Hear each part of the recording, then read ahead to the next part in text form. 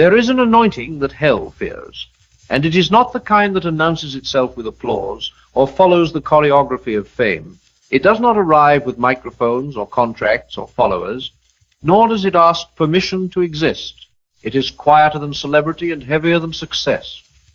It is the anointing that enters a room before you do and leaves after you're gone, the kind that makes darkness uneasy, not because you are loud, but because you are aligned. Demons do not tremble at noise. They tremble at authority. And authority is not granted by platform.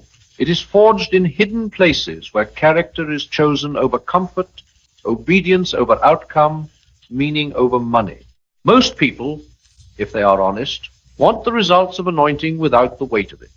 They want power without surrender, influence without refinement, blessing without interruption. They want heaven's rewards while retaining full control over their own lives. But the anointing that terrifies hell is never born in convenience. It is born where self-rule dies. It grows where appetite is disciplined, where desire is reordered, where the soul learns to say no to what feels good so it can say yes to what is true. Talent may attract attention, but anointing attracts resistance. Charisma may open doors, but anointing rearranges the building. You see, the enemy is not frightened by your gifts. He studies them. He catalogs them. He learns how you use them and when you rely on them. What he fears is the moment you stop using your gifts to build yourself and begin offering them back to God. That is the moment heaven marks you and hell monitors you. For then you are no longer a consumer of faith, but a carrier of fire. The first sign that you carry this kind of anointing is unexplainable opposition, not the ordinary friction of life, but resistance that seems personal, targeted, strategic. Doors that should open remain closed. Relationships that appear healthy fracture without warning. Opportunities dissolve just as they seem secure. At first, you assume you have failed. You review your choices. You question your worth. But slowly, painfully, you realize something else is happening.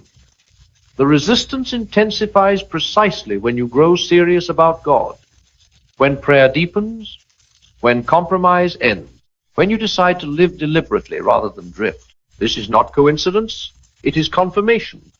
Hell often recognizes the anointing before the crowd does. Scripture tells us that Paul and Silas were on their way to pray when they were intercepted, not by skeptics, but by a demon that could see what others could not. The demon did not trouble the casual believers. It targeted the ones who threatened its territory.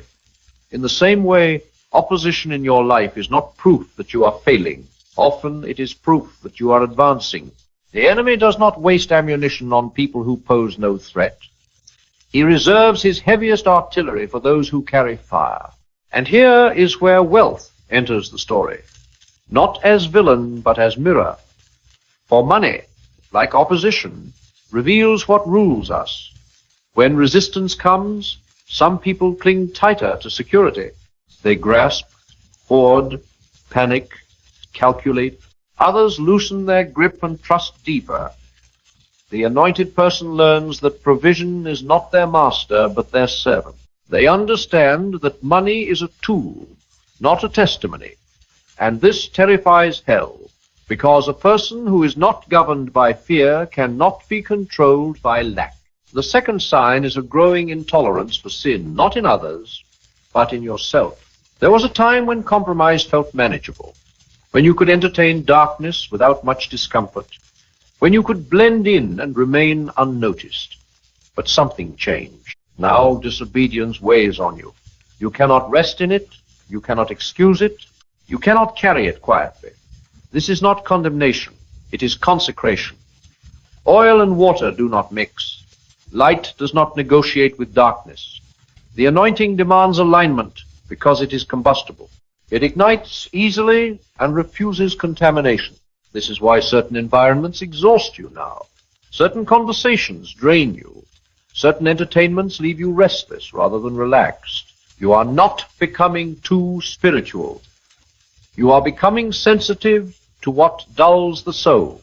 And sensitivity, though inconvenient, is a form of strength. It is the early warning system of holiness.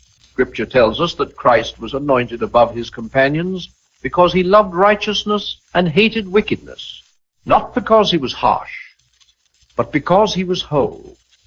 Anointing flows where love for truth outweighs appetite for comfort. This sensitivity often isolates you. Friends misunderstand. Family grows wary. Colleagues sense distance. Your presence, without words, begins to expose what others prefer not to see. And exposure is threatening. People either draw near to light or try to extinguish it. Neutrality is rare. The anointing does not accuse, it reveals. And revelation is disruptive. The third sign is an unusual clarity in hearing God. Not constant voices or dramatic visions, but a deepening discernment. Scripture opens itself differently now. Familiar passages strike you with fresh weight. Teachings you once admired now seem shallow. Conversations carry undertones you cannot ignore. You sense motives before they are spoken. You feel warnings before danger arrives. This is not imagination. It is instruction. The anointing teaches, not merely empowers. It trains perception. In a world driven by image and speed, discernment is radical. It slows you down. It asks better questions. It notices inconsistencies others dismiss. And because the enemy traffics in deception, clarity is intolerable to him. Darkness depends on confusion. When you begin to see clearly, manipulation loses leverage. This is why certain people avoid you now. Not because you judge them, but because you perceive them. Light does not chase darkness. It simply exists, and darkness responds. The fourth sign is that spiritual resistance manifests around you. Sometimes it looks like agitation in others. Sometimes like sudden conflict in peaceful settings. Sometimes like opposition that has no rational explanation. Demonic forces are territorial. They grow comfortable where they are unchallenged. When an anointed person enters, the atmosphere shifts. What was hidden stirs. What was settled protests. Not because you caused it, but because you revealed it. This often makes you controversial. People blame you for the disturbance rather than address the darkness it exposed. They prefer calm over truth, silence over healing. But Scripture is clear. When Jesus entered rooms, demons cried out. He did not provoke them. His presence did. Authority does not announce itself. It confronts by existing. The fifth sign is provision that arrives in improbable ways. Not indulgence, but sufficiency. Not luxury, but faithfulness. You find that when resources dry up in one place, they appear in another. Needs are met through unexpected channels. Doors open without your knocking. This is not a promise of ease. It is a guarantee of supply for assignment. God does not anoint without sustaining. He funds what he commissions. This is where the modern confusion about wealth is corrected. Prosperity is not accumulation, it is alignment. It is having what you need to do what you are called to do when you are called to do it. And this kind of provision humbles rather than inflates. It teaches dependence rather than entitlement. Hell fears this because it cannot starve a person who trusts God more than money. The sixth sign is repeated betrayal and rejection. This is perhaps the most painful mark of anointing. Those closest wound deepest. Those you served turn against you. Those who benefited from your presence resent your growth. This is not because you failed them, but because your obedience exposed their avoidance. David faced Saul's spears not because he rebelled, but because he was anointed. Joseph was sold by his brothers not because he was cruel, but because his destiny threatened their comfort. Betrayal refines motive. It strips the soul of applause, addiction. It teaches you to serve without guarantees, and though it wounds deeply, it positions you precisely. Every person who walks away creates space for those aligned with your calling. Loss becomes redirection.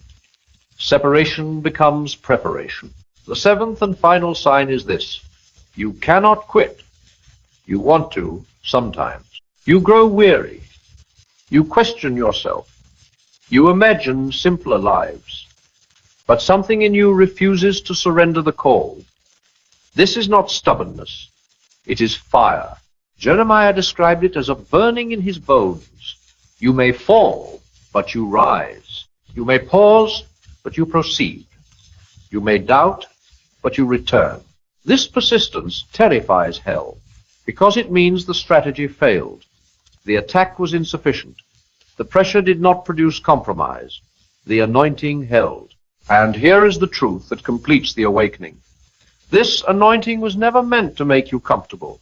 It was meant to make you dangerous to darkness. It was never given for self-exaltation, but for liberation. Not to decorate your life, but to consecrate it. Wealth, then, finds its rightful place not as ruler, but as resource. Not as identity, but as instrument. Meaning reclaims its throne. Purpose sharpened.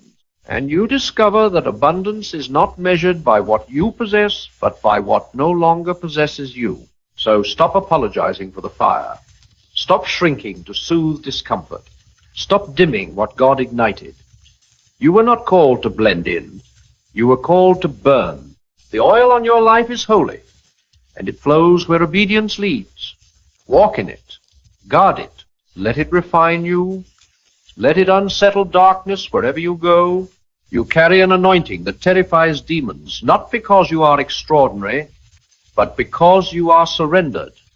And surrender, in a world addicted to control, is the most dangerous power of all.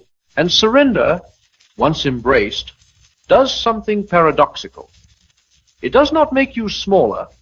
It makes you ungovernable by the wrong things. You become impossible to manipulate because your desires are no longer dangling hooks. Fear loses leverage when it cannot threaten your identity. Greed loses its voice when it can no longer promise meaning. Approval loses its power when you have already been named by God. This is why the anointed life feels simultaneously heavier and lighter. Heavier because you can no longer live carelessly. Every choice carries weight. Every word matters. Every compromise costs more than it used to. But lighter because you are no longer dragged by expectations you did not choose. You stop chasing lives that look impressive but feel empty. You stop mistaking noise for calling. You stop confusing wealth with worth. At this stage, the battle becomes quieter but deeper. The enemy no longer relies on obvious temptation. He shifts to subtler strategies: distraction, delay, discouragement. He whispers that you have time, that obedience can wait, that intensity is unnecessary. He suggests moderation where conviction is required. He does not try to make you evil. He tries to make you ineffective, for a lukewarm anointing frightens no one. But something inside you resists that dulling. You feel restless when you settle. You feel uneasy when you coast. Comfort begins to itch. Ease begins to feel suspicious. This is not ambition. It is alignment.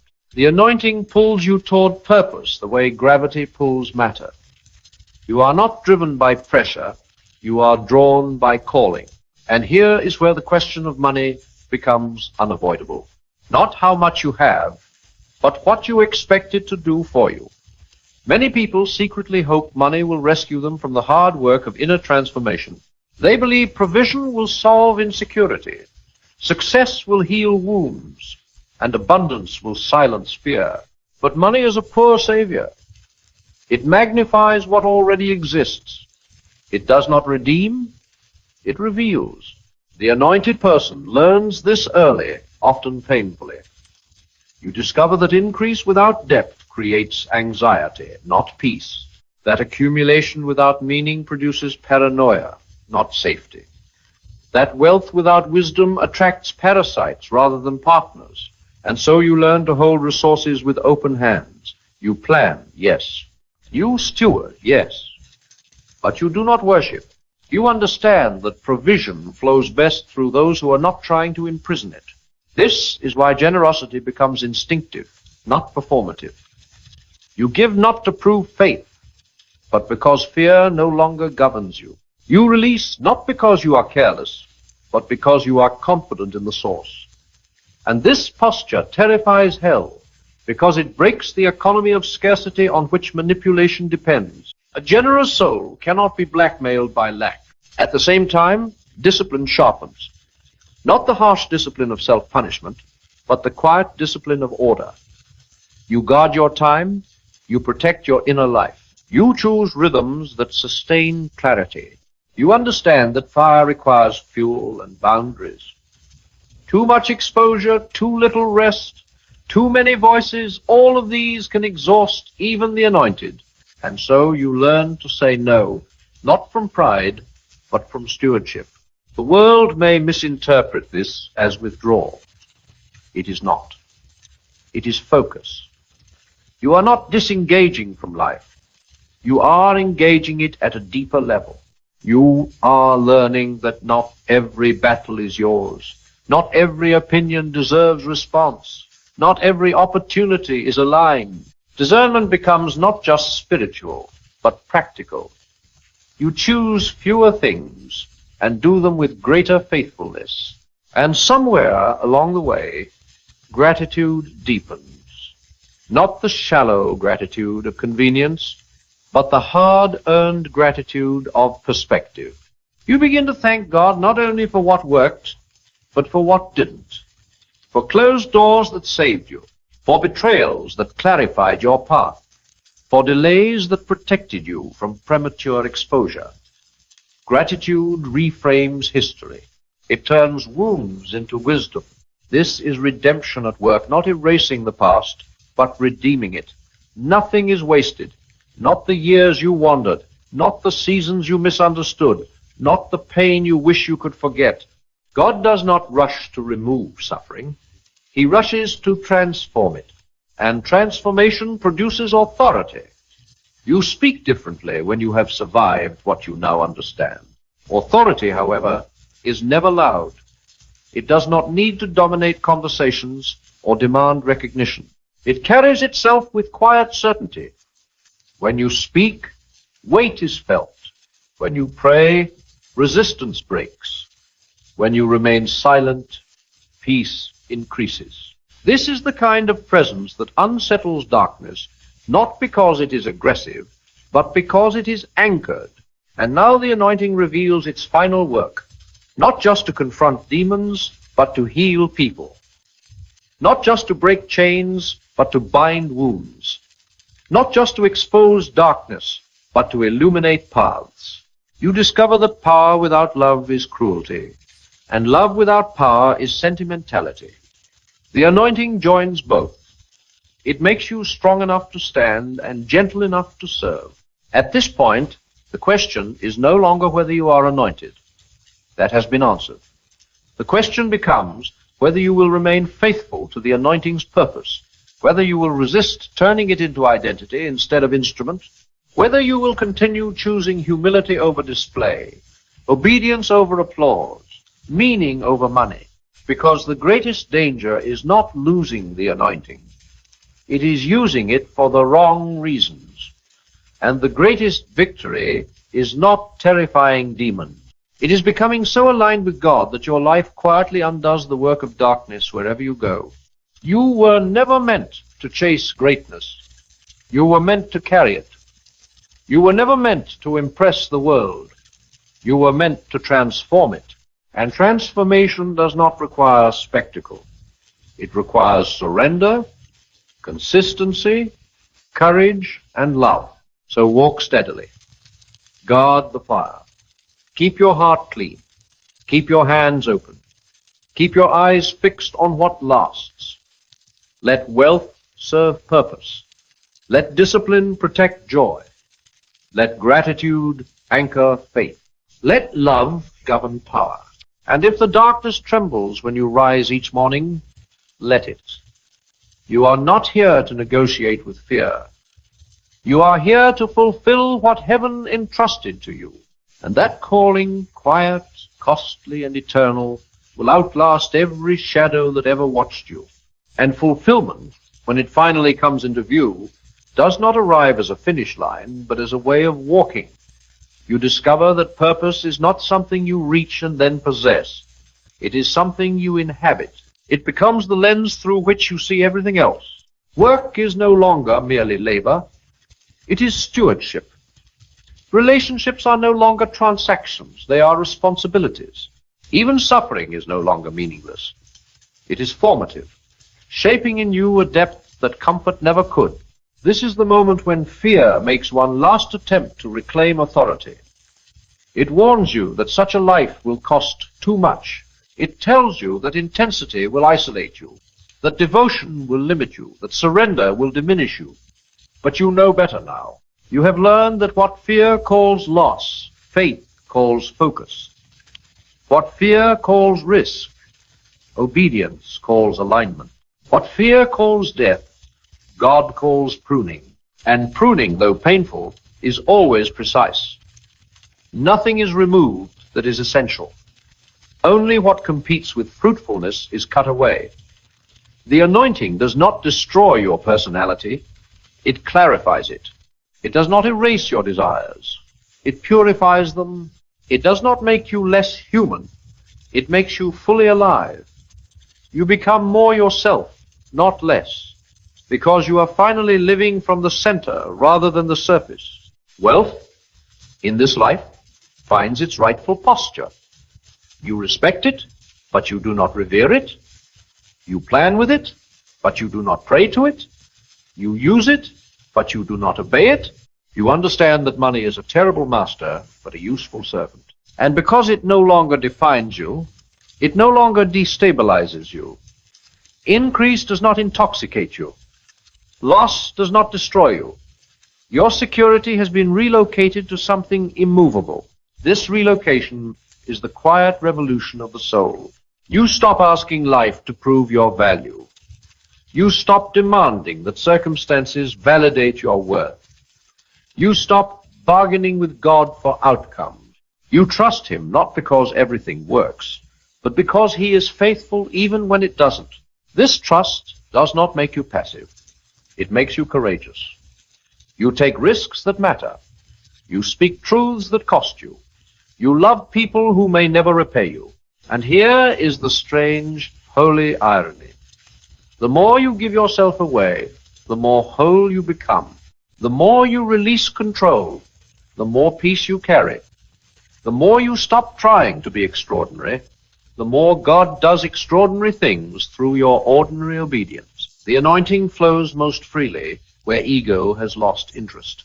This is when joy appears, not the loud joy of achievement, but the deep joy of congruence. Your inner life matches your outer life. Your prayers sound like your actions. Your values show up in your calendar. Your faith is no longer a compartment. It is the current running through everything you do. And that congruence is powerful. Darkness cannot fracture what is whole. You begin to notice that people feel safe around you, not because you have answers, but because you are present. Not because you dominate space, but because you bring peace into it. Chains break not through confrontation, but through exposure to love anchored in truth. The anointing, at its highest expression, is not intimidation. It is invitation. It invites people out of hiding, out of despair, out of cycles they thought were permanent. And if demons tremble along the way, it is not because you seek their attention. It is because the life you live contradicts their lies. You embody a reality they cannot control, a human being who is free, free from greed's panic, free from fear's tyranny, free from the compulsion to prove, to perform, to possess. Freedom is the most terrifying testimony of all. So now, as the journey stretches forward, you walk with a different posture, head lifted but knees bent, confident but dependent, bold but gentle. You understand that the fire you carry must be tended, not flaunted, protected, not paraded, shared, not sold. You understand that anointing is not an entitlement. It is a trust. And this trust asks something of you each day. To choose truth when lies would be easier. To choose love when resentment would be justified. To choose obedience when delay would be comfortable. These choices rarely make headlines. They do not trend. They do not impress the shallow. But they shake the unseen world. This is the awakening, the realization that your life, surrendered and aligned, is already a sermon. That your integrity preaches louder than your words. That your generosity proclaims abundance more convincingly than your income. That your peace testifies to God more powerfully than your arguments. You are not waiting for a calling. You are living it. And so, if there is a final question left, it is not whether you are anointed, nor whether darkness notices you. It is whether you will continue to choose depth in a world addicted to surface. Whether you will protect meaning in a culture that monetizes everything, whether you will remain faithful when faithfulness is costly and invisible, because the truth is this: the anointing that terrifies demons is not loud, flashy, or self-aware. It is steady. It is surrendered. It is rooted. It is the life of a person who knows why they are here and refuses to trade that knowledge for anything that fades. Walk on, then, with fire guarded by humility, with authority softened by love, with wealth serving purpose and purpose serving God. Let your life be the quiet disruption that darkness cannot silence. And let your obedience, day after day, complete the work that heaven began in you, until even hell must concede that you were never meant to be stopped. And when that concession finally echoes in the unseen, it does not sound like defeat shouted across a battlefield. It sounds like silence, the kind of silence that follows when resistance realizes it has lost its leverage. The kind of silence that settles when fear no longer finds purchase in the heart. You feel it as a strange calm, not the calm of avoidance, but the calm of arrival. Not arrival at comfort, but arrival at truth. Because the truth, once fully faced, does not flatter you. It does not tell you that you are special so you may feel superior. It tells you that you are entrusted so you may feel responsible. The anointing that terrifies demons never exists for self-congratulation. It exists for service. It is not given to elevate your name, but to erase barriers between heaven and earth wherever you stand. This is where the final purification happens. Pride makes one last appeal.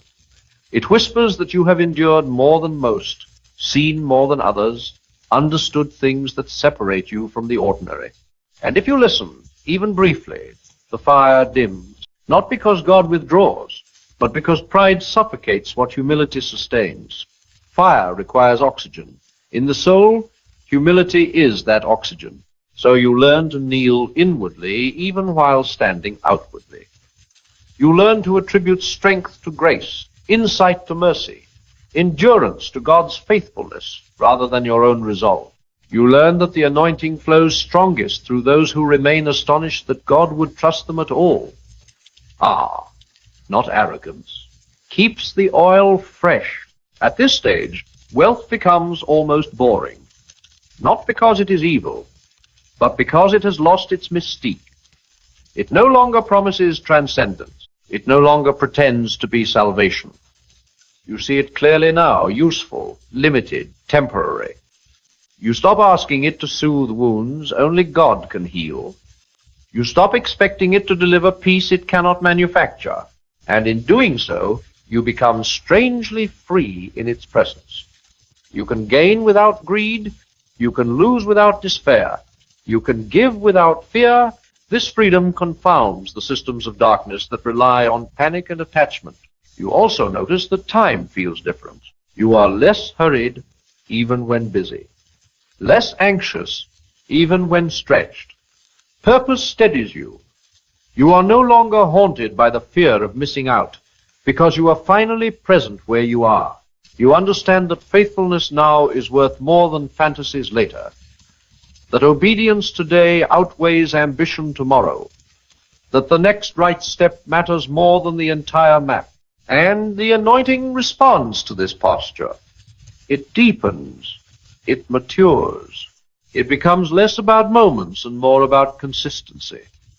Less about power encounters and more about quiet authority.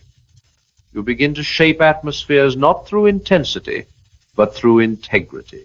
People leave conversations with you lighter, clearer, more hopeful, without knowing why. This is not technique. It is presence refined by surrender. The enemy, at this point, rarely attacks directly. He shifts to observation, hoping for fatigue, waiting for neglect. He knows that the anointing is not lost in one dramatic fall, but in slow erosion when prayer becomes optional, when gratitude fades into entitlement, when discipline loosens into indulgence. But you have learned vigilance without obsession. You tend the fire daily. You return to the source regularly. You keep short accounts with God and longer patience with people. This is where love expands beyond sentiment. It becomes costly, practical, inconvenient. You forgive when it is undeserved. You serve when it is unseen. You remain when it would be easier to leave. Love at this depth is not weakness. It is authority expressed gently. And hell fears this more than displays of power, because love cannot be corrupted without consent. Now the anointing fulfills its highest purpose, not to terrify demons, but to restore image bearers, to remind broken people who they were before fear shaped them, to help the bound imagine freedom again, to make holiness desirable rather than oppressive, to make God believable, not as an idea, but as a presence encountered through you. And here is the final revelation, the one that completes the awakening. The anointing was never primarily about what you do. It was about who you become. Everything else flows from that. Power flows from purity. Authority flows from obedience. Influence flows from integrity. Abundance flows from alignment. When these are in order, the soul rests even while the world rages. So you walk on, not waiting for validation, not needing applause, not fearing opposition. You walk with quiet confidence, knowing that what you carry was not self-generated and cannot be self-sustained. You guard it by staying close to God, by staying honest with yourself, by staying humble before others. And if the darkness still watches, let it. Watching no longer matters. You are no longer defined by reaction, threatened by lack, or driven by fear. You are anchored. You are aligned. You are awake.